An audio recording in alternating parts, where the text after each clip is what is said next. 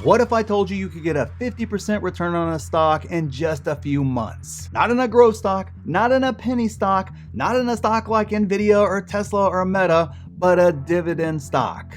Oh yeah, and it was such an obvious, easy money play that it was actually unreal when it happened. Would you believe me? Well, it's true, and I'm gonna tell you the exact stock and exactly how to see opportunities like this so you can pounce on them. I just ask that you gently tap that like button and consider subscribing too. It's super easy to do if you like the truth without the hype. So this stock honestly should just be a boring stock. I mean, it's a dividend stock. It's in a boring sector. It's not an Apple or any other stock like that has a dividend, but it's not really a dividend play. I mean, it is just a straight up boring, slow moving stock. But Wall Street gets dumb, as you guys have all seen, and they do the exact opposite of what the reality is for a stock. The narrative is the exact opposite of what the real narrative is, and they completely miss the point altogether.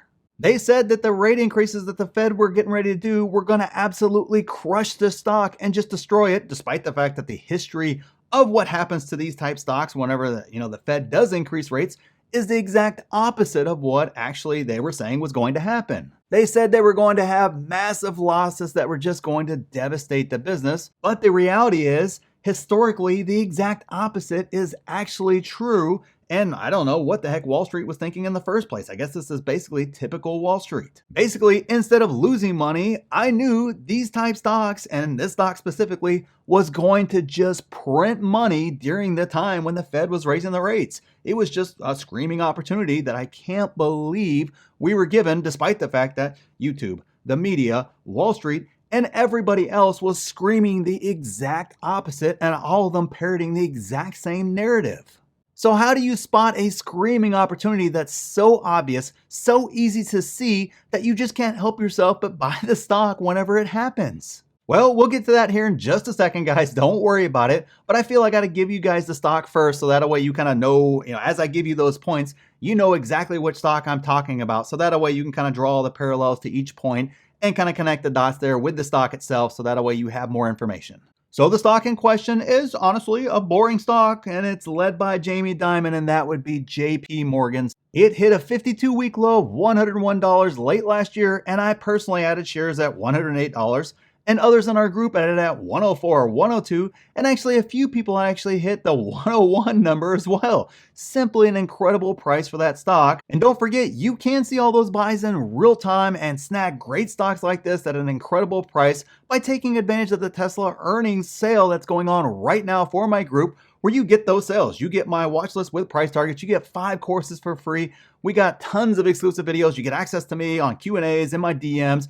And we also have a stock analyzer tool that's coming that's going to be free for members. So make sure you check out the pinned comment down there and take advantage of that sale before it expires after Tesla's earnings. All right, back on track here. So if you were buying back then at those prices, whatever those prices were, you were sitting on a 50+% increase in the stock price because JP Morgan just continues to blow through all-time highs.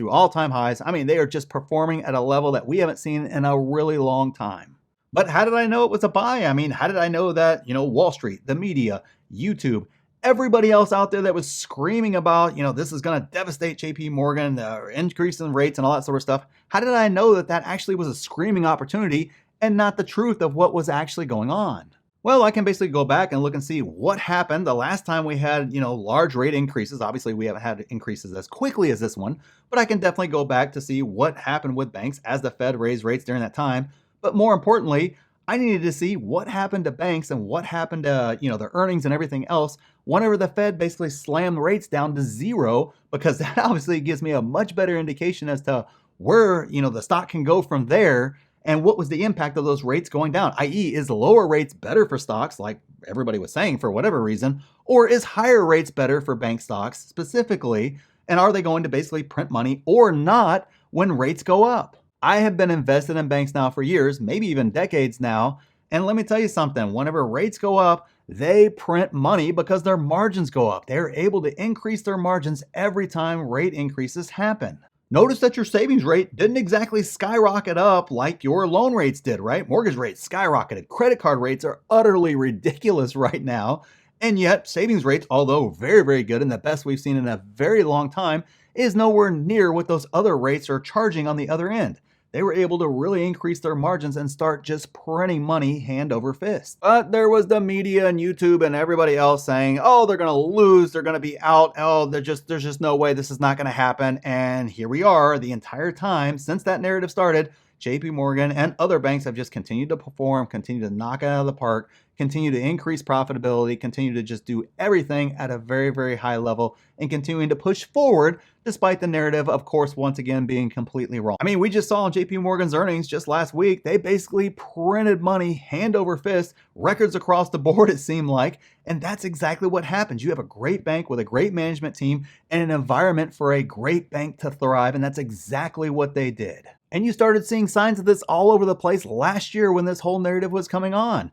I mean, I get it. Jamie Dimon was talking about storm clouds ahead and all these other things, and they were putting back money for that kind of worst case scenario, which is what a good CEO of a bank does. They plan for that kind of worst case scenario, but they were still making money. They were still seeing revenues increase. They were still seeing everything get better across the board. And more importantly, they were prepared for a worst case scenario if it happened.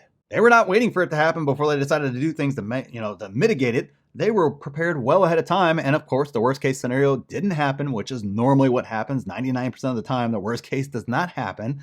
And they were ready for liftoff because they were already positioned to really take off, because basically you can take that money you set aside for that rainy day and start using it to better your business, to better your environment, and to continue to print money on the other side.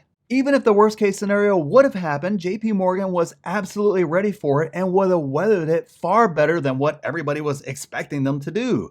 Sometimes when Wall Street does these sort of things, it really confuses me, because basically they had priced in not only JP Morgan not weathering the storm well, but handling it very, very poorly, which is crazy because it's the best run, if I could talk, it's the best run bank in the world, but yet it was priced as if it was going to be a complete disaster this year. I mean, if you know that bank, if you know that management team, if you've done all your due diligence and everything else, you know that is just plain silliness, which to me just screamed opportunity, opportunity, opportunity. Why was I buying Meta under $100 per share, hand over fist, as much as I could buy it?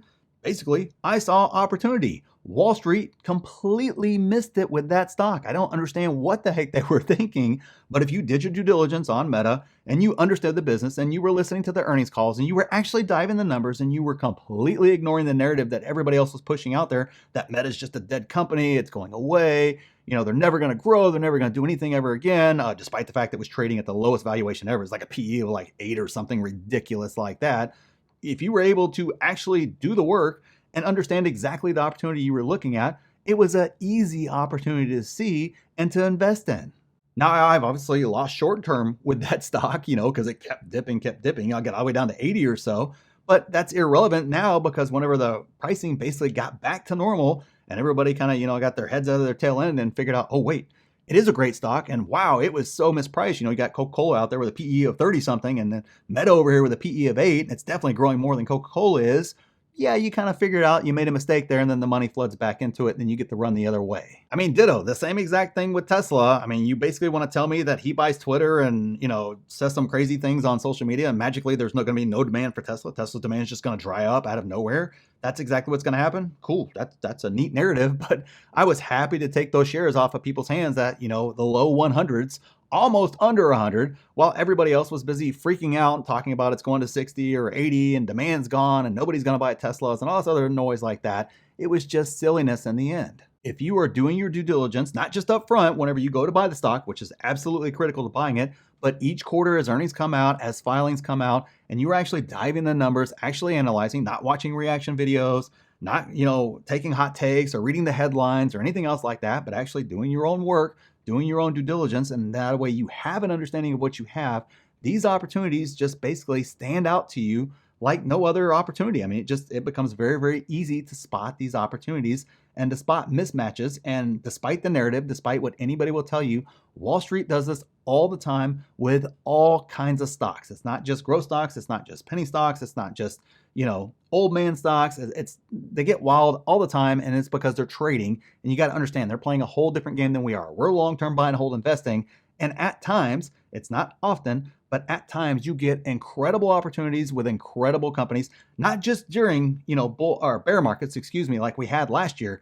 It happens during bull markets. It happened during the greatest bull market of all time. You got opportunities to buy stocks like Apple at ridiculous discounts, and it didn't go anywhere for a year. You had like a full year to buy the whole stock, to buy as much of that stock as you wanted before it went on its next rocket ship run up. Same exact thing with Tesla during that bull market. You can point to virtually every single stock in the stock market that you've ever wanted to own, and it had a period of time during the greatest bull market where you could buy it at extremely discounted prices for an extended period of time. So this is just kind of the reality of the game. Bottom line, not only can you make stupid money on growth stocks, you can also make it with boring, old men style stocks too, if you're patient, if you do the work, if you have a plan, and if you're ready to strike whenever that time happens and you ignore the noise. And if you don't know how to make a plan or do due diligence or set price targets or anything else like that, make sure you check out the pinned comment down there and take advantage of the sale for my group that's going on right now, where you can basically learn to do exactly that and have a whole group of 6 to 7 figure investors helping you, kind of basically learn those skill sets, work through the courses, work through all the different materials in the group so that way you can become a competent investor and be able to spot these opportunities and be able to have that plan, have that due diligence done, and have that opportunity waiting for you so that way you are ready to strike whenever that time comes. And click this video here if you want to see the exact stocks I'm buying right now, and click here to see my exact plan for this market. So thanks for watching, and we'll see you in the next one.